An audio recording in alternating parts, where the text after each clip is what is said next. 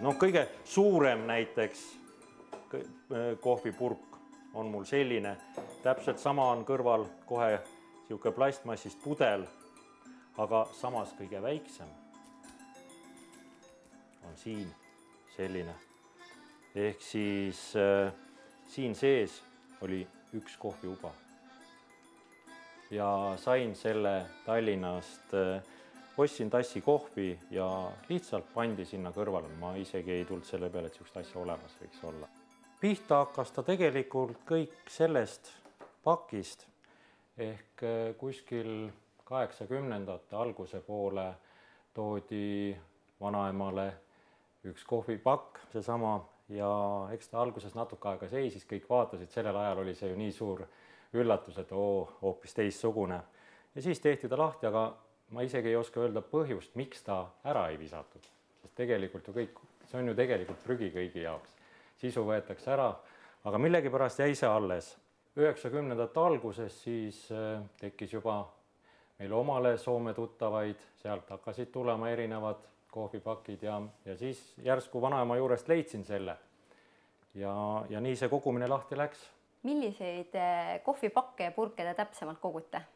Kõiki, absoluutselt kõiki, ilma igasuguste eranditeta. Kõik on ta papist, klaasist, plastmassist, puust, mida iganes. Ja kui suureks teie kollektsioon praegu kasvanud on?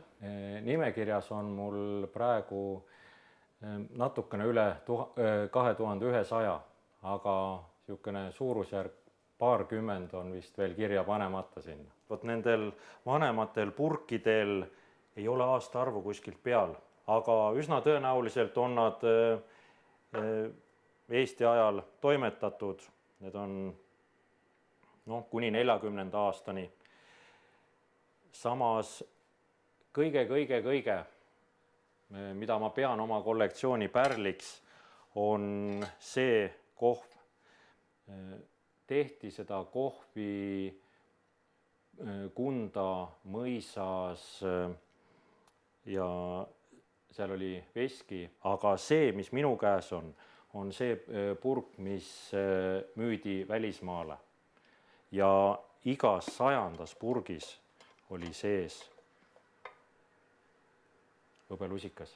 See purk on käinud ära Siberis ja kasutati teda seal maitseaine purgina. Õnneks jõudis tagasi. Kuidas need purgid teie kollektsiooni jõuad? Kahte teed pidi. Üks on see, et ise ostan ja enamus tegelikult minu kollektsioonist on meilt siit Eestist ostetud. Ma arvan, et ühtegi toidupoes käimist ei ole sellist, kus ma ei käiks sealt kohviletist läbi, aga miks ma seal kaua aega ei veeda, sellepärast, et see pilk haarab üsna kiiresti, see on olemas, seda ei ole. Aga teine tee on see, kui tuuakse mulle, eriti just need vanemad kohvid või kohvipurgid enamuses. Et eks ma natukene kasutan oma seda tööalast positsiooni ära ka, mul käib hästi palju võõrast rahvast siit läbi ja eks ma ikka kipun küsima inimeste käest, et eriti kui ma näen aadressi pealt, et elab kuskil eramajas, siis ikka küsin, et kuulge, kas te olete jõudnud juba ära koristada, sest kus need vanad kohvipurgid on? Ikka garaažis, kuskil roostes naelad, kruvid on sees. Kus te töötate? Osaühingus Autosõit, olen teooria sõiduõpetaja. Tavaliselt, kui on kohvipakk, siis seal on sees ühte sorti.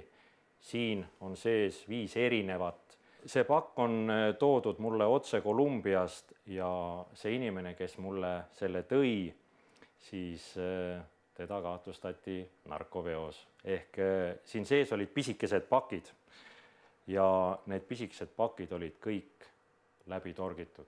Neid Rakveres valmis tehtud kohve on veel tänapäeval täiesti võimalik saada ka niimoodi kinnisel kujul. Pole keegi neid üldse avanud.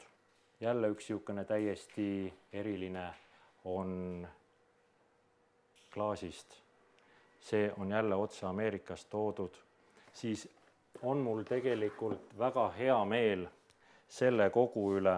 Need on nüüd Rakveres valmistatud viljakohvid. erinevad aastakäigud, erinevad pakikujud, need on kõik seeriatena. Siin kohvidega ka täpselt samamoodi ma olen oma ees igasugust sodi joonud. Siin on ikka niukest mürki on mõni pakk sisaldab. Aga ma joon jah, üsna palju kohvi ka. No mitu tassi päevast ära kulub? No ma mõõdaks kannudega neid asju, et üks kohvi, see aparaadi täis, no selle aparaadi täie ma joon ära küll ja iga pakk on erinev, absoluutselt kõik läheb peale. No on palju ka sellist, mida on saanud kompostunnikusse valada. Lihtsalt ei hakka suuga kokku, aga enamus on kõik ära saanud juua, jah. Viimase aja kõige ebameeldivam maitseelamus on sellest ühe tuttava poolt üle piiri toodud. Ise ta seda ära joodud ei saanud, kuna teadis, et mina kogun kohvipakke, andis pooliku mulle, pakkusin siin töökaaslastele ka, ei meeldinud kellelegi. Milline on teie lemmikkohv? Ma marki ei ütleks, aga riigikaupa võiks öelda. Et mul ei tule praegu ette, et ma oleks mõnda kehva Rootsi kohvi saanud. Maailma kõige kallim kohv peaks olema see. Selle kohvi teeb kalliks tema valmistusviis. See on looma kehast läbi käinud kohv. Ma ei oska kahjuks öelda, palju see maksis. See jõudis minuni läbi teiste inimeste ja see, kes mulle ta andis, ma arvan, et see inimene ei teadnud, millist huvitavat kohvi või kui kallist kohvi ta jõi.